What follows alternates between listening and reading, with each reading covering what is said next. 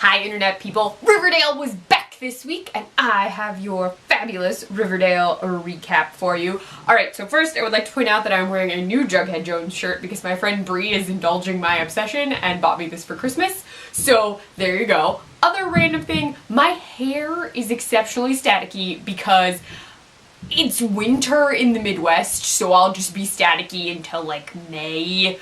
But anyway, if my hair suddenly like sticks to my face, that's why.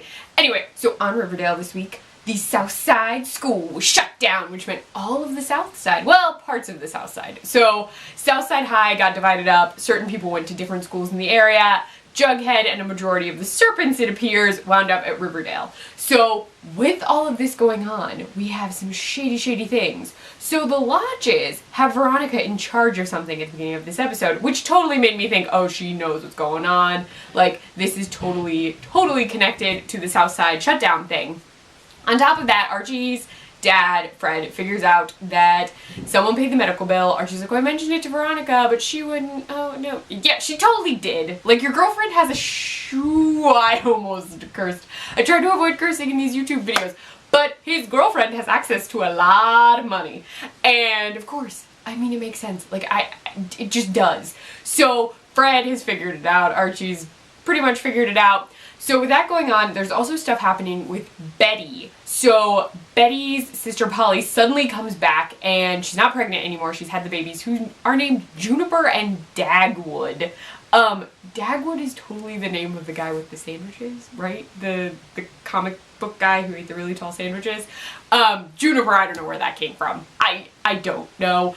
But she had the babies, but they're on the farm with the leaders because the farm is apparently a cult. Even though Polly insists it's not, but whatever.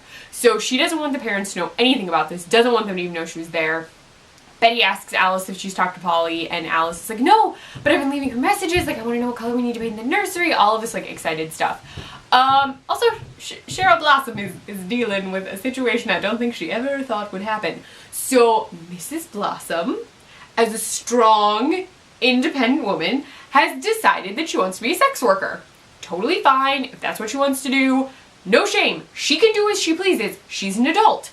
Cheryl is not comfortable with this at all, even though her mom is making bank. And her mom knows like everybody in Riverdale, so it's not like she wouldn't know who to trust, who she can be with, who she should avoid. She knows what's up. So, I mean, it actually makes sense. And I feel like it's also making her feel good because she's like doing her hair and like her makeup, and she's not like hiding out because she's not burned as much anymore. She just has the glove. So I also have a random theory that her mom is a witch who gets power from having sex, but that might just be because I want that to be true. So Cheryl's really not a fan, and is trying to find ways to have her mom not do what she's doing. But whatever. It's her mom. Her mom's an adult. She's allowed.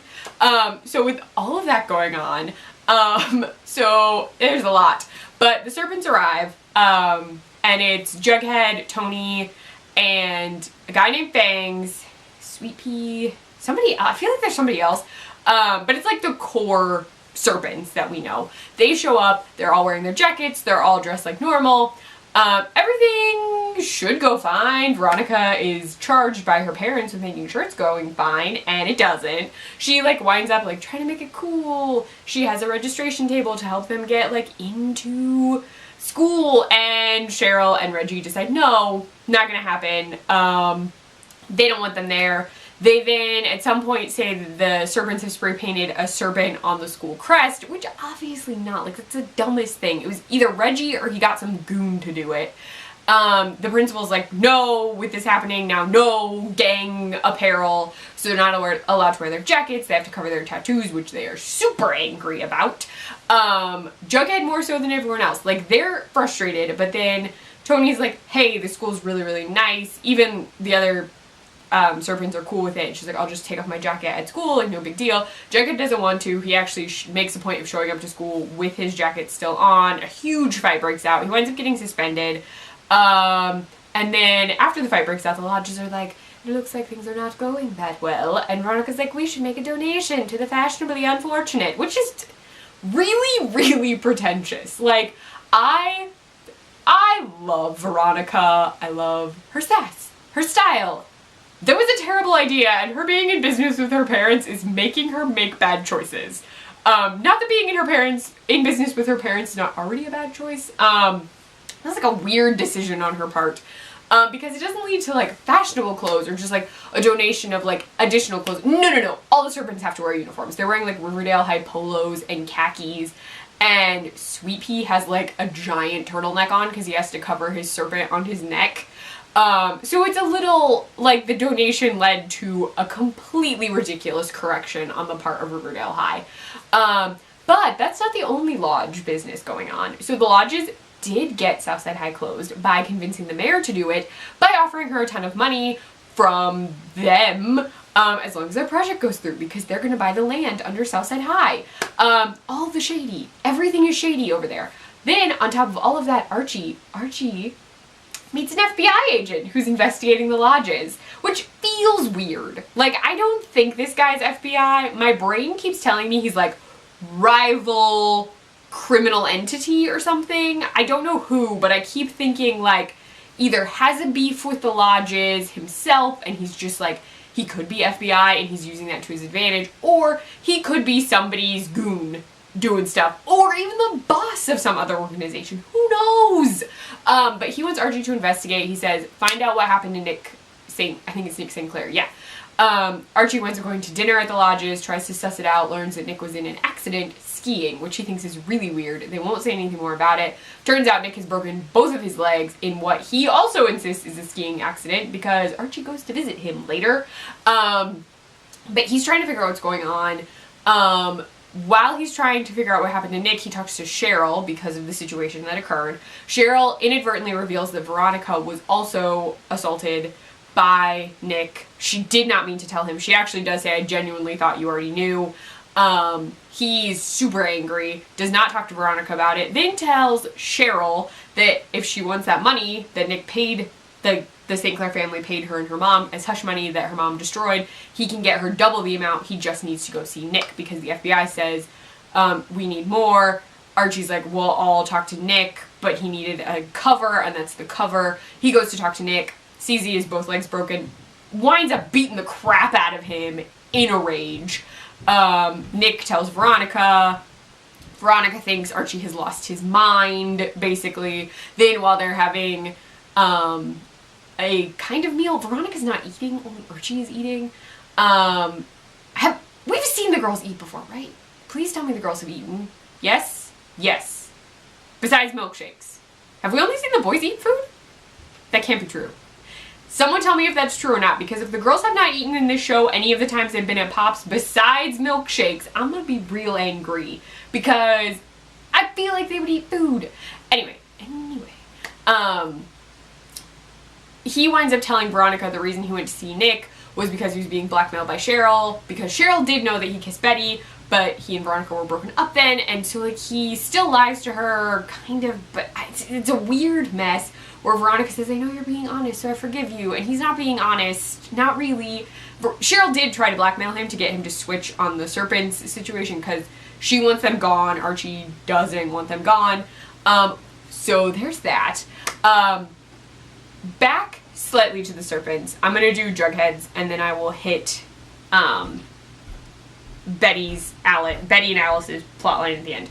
So back with the servants, at an initial meet and greet, we meet Bangs, who I don't remember being seen much before. He says he used to be friends with Joaquin, and I feel like there's like a flirty vibe with him and Kevin, so they might be doing a different romance, but maybe the actor who's playing Joaquin couldn't come back. I don't know. But that happened. Then with Jughead, he did get suspended. He winds up talking to his dad.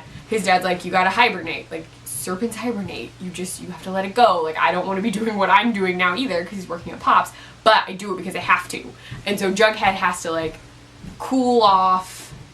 Like, he and the serpents have to be secretive and figure out what's going on, but, like, not get caught. So they have to sort of assimilate they have to assimilate so they can continue doing what they're doing. So what happens is we then see Jughead in the weird Riverdale uniform that all of the South Side folks have to wear now. It's so dumb. Like, having them go from gang wear to khakis and polo shirts is a stupid thing for a high school to do. Like, I get it as a plot thing, because it still makes them different than everyone else, but it's still dumb. Like, if you were a school principal and you decided that's what you were gonna do, I would seriously question your understanding of teenagers. So what happens is Jughead creates the Swords and Serpents, which is a basically role-playing game club that only the serpents are going to be in, so they can continue doing serpent things on the clock. What's going on is it sounds like Jughead wants to find out what happened with the Southside High thing, because he does not trust this whole closure thing. It's really shady. It is. The lodges are behind it, which he doesn't know yet, but it is super shady. So that's how the serpents are going to get through without looking like they're doing serpent stuff. Betty and Alice wind up on their own mission because Betty asks Jughead to help her track down her mom's son because Polly has basically cut everyone out.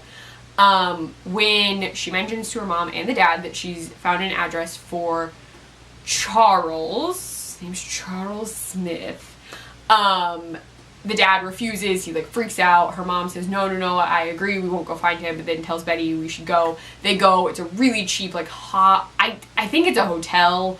I swore it said hostel when I saw it, but I can't trust what I read because I was watching on my phone. They go, they meet him. He's actually not happy to see them, which makes sense. He says, I actually have had your address. I've gone by. I didn't think you'd want me there. I never came in. Alice wants to talk to him. He says that they need to leave. He has a client coming and that he's in, what is it? It's like fantasy. Ooh, I'm gonna forget what it's called. I wrote it down too so I wouldn't forget and then I didn't bring my notes. Like fantasy playing or like something fantasy. I'm very sure it's some form of sex work. He doesn't directly say it, but I feel like that was what the hint was. Alice is crushed. She and Betty leave. He also tells him he goes by Chick. Later, Betty goes back because she wants to give him this nightlight, and when she goes back, he's being attacked. She maces the guy, grabs Chick, winds up taking him home. All of the Coopers wind up triaging Chick. So he's doing okay. He's staying there, but things get super, super weird. He's very creepy. It's very weird. It's really weird. He watches Betty sleep. Something's up with him. In the preview for the next week, Betty mentions having this like dark force inside of her that she doesn't understand, and it seems very connected to Chick. So there's something going on. At least like they have some kind of connection. Besides siblings, I think there's also like this not okay thing happening. Not creepy incest stuff, but something is going on. Then I feel like it's mostly everything. Archie does talk to the FBI guy a little bit about getting immunity for Veronica and his dad and like protection, but it still feels very shady. I don't trust the FBI guy either. I really don't trust anybody. Archie does mention that he also thinks they didn't get the right Black Hood, which I feel like is an obvious thing. Like, I don't think they got the right guy either. So we shall see. There's a lot going on. I feel like something bad's gonna happen with the lodges, which is gonna mess up Veronica and Archie. That seems like it's gonna happen. Betty and Jughead might actually get back together. I could see that happening. Tony and Jughead are getting closer, but there hasn't really been a ton of romantic hinting between the two of them. They've been together, they bonded over like writing and stuff, but I haven't really gotten a super intensive like romance situation. So we shall see what happens with the rest of this season. I'm very curious about the introduction of Chick. I really am. I'm also wondering if something strange is going to happen to Mama Blossom, because I'm fine with what she's doing, but Cheryl is not, so who knows? Also, they get the money from Nick and the mom's still gonna do what she's doing, so she doesn't care what Cheryl thinks. Let me know your thoughts on this episode in the comments below or over on Twitter. I'm at ClefNotes. You can find me on my blog, clefnotes.wordpress.com. I write for the Nerdy Girl Express, thenerdygirlexpress.com, and I run the Snapchat, the Nerdy Girl EXP. Bye, internet people.